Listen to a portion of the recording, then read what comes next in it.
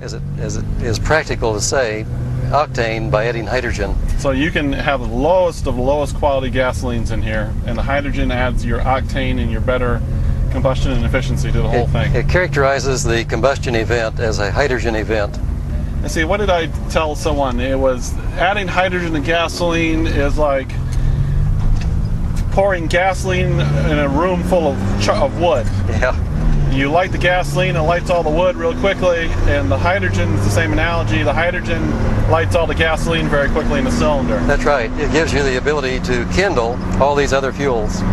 Now, if I change from one fuel to another, I can change immediately the timing, either by knowing what it needs to be or by determining the best. So again, we're going back to the classroom where we talked about top dead center. That's right. That knob down there is changing your timing, which is changing whether you're firing at top dead center That's or right. before or after. That's right. That's exactly right. But what we're showing is the ability, as we just did, and we could have noted it, is to do all the things that it needs to do with traffic. It makes the speed limit everywhere. Step on it, Roy. And shows the ability to not only make the speed limit. Turn the gas on and off, and to prove that it turns the gas off, I will show you when I pull this lever, the car will die.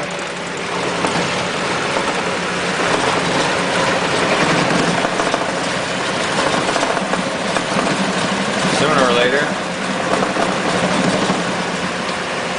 And there it is, it's dead. It is no longer running. Turn it back on. Start it. Car is started again. We will turn the valve off one more time so you can see. Valve is down here. I don't know if you can see that. Turn it off. Car is trying to die. See it spinning there.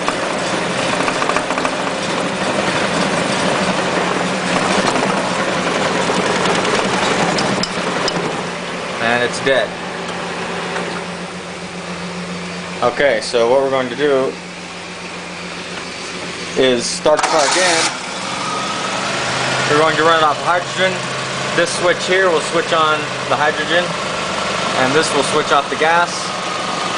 And I have a pressure gauge here which has a valve on it. I will turn on.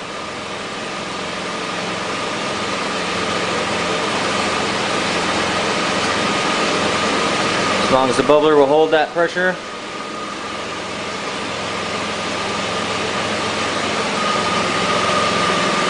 And then we are going to run the car, turn on the switch for the hydrogen. There's the amp meter there. It is showing 20 amps. That's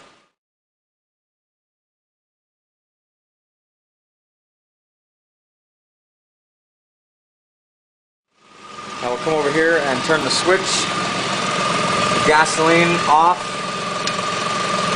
Actually, I'm going to turn the hydrogen on first.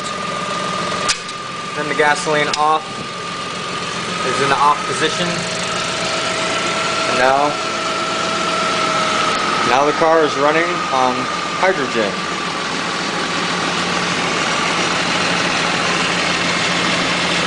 Runs no problem. We did have to change the timing to get it down to the right liters per minute. This is the liters per minute gauge. It is running now at 5 liters per minute. The only way to get it to run at 5 liters per minute is to change the timing. If you don't, it will max out at 20 psi or 20 liters per minute plus. You won't even be able to tell how many liters per minute the car is consuming. So we had to change the timing. Again, this is running on hydrogen only. You have to start it on gasoline. You cannot start it on hydrogen, this method anyway, because there's not enough vacuum from the engine. So you start it on gasoline, turn the gasoline off. The starter does not produce enough vacuum from the engine while trying to turn the engine over to start your car on hydrogen. You will backfire. And there you have it. It is running, proving that it can be done. This is a special setup right here to allow me to mix this vapor into the carburetor at an efficient rate. This video is on doing a compression test on your engine. This is a great process to do if you're going through some oil, not sure what the problem is. This is probably one of the first places to start troubleshooting that. You're going to need a compression gauge. I got this at one of the aftermarket vehicle stores. I think this was like about $50. And of course the manual for the particular vehicle. Always get this, read over the procedure, and the procedure in this case tells me to warm up the vehicle to operating temperature. I've done that. And actually before you do that, check and make sure that you got your oil level is full, which mine is. So at this point I got the compression gauge, and the manual also tells me to disable the ignition system, because you don't want to be doing this in your engine coming on. So in this case here, as I say, reference the manual, this is how you disable the ignition system for this vehicle, so it won't actually start while you're doing this. And then what we're going to do is remove the spark plugs. This one I already had off, so what you want to do is just turn these. You don't want to break these spark plug wires, just kind of turn them. The boot itself goes down into the engine, and then we'll put the extension in the socket down here and remove the spark plug. Once we get the spark plug out, and I have a video for how to change your spark plugs, you can reference that if you want. But after we get the spark plug out, then we'll be threading this into the spark plug hole and turning the vehicle over and getting a reading on the gauge. Okay, so as I mentioned before, I referenced the manual for this vehicle, and to do a compression test, it tells me that you want to take all the spark plugs off for this procedure. All the spark plug wires, I should say. So the spark plugs are in the engine, all the wires are off. Make sure you take, I don't know if you can see this or not, but where my finger is there, I've taken a little bit of duct tape and marked 1, 2, 3, 4 for across. In this particular engine, this is the cylinders are 1, 2, 3, 4, because you don't want to get these mixed up. So whatever you do, designate these wires and mark them, so you don't get your plug wires mixed up when you go to put them back on, because that's going to cause a lot of grief. So once you've marked them, as per the procedure in the Haynes manual, I've removed all of the plug wires, and then I've screwed this compression gauge into the first cylinder, just hand tight like that. That's pretty tight.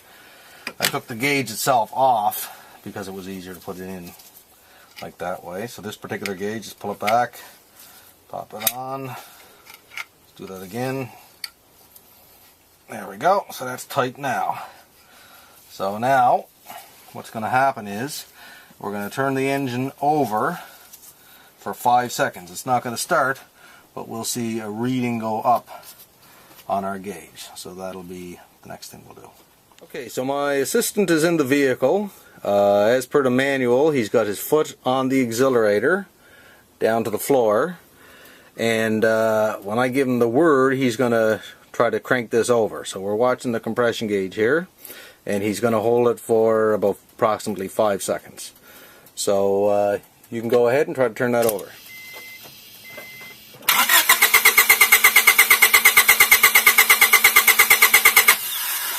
Okay, so that worked out good. You can see that the compression has gone up to about 180 psi.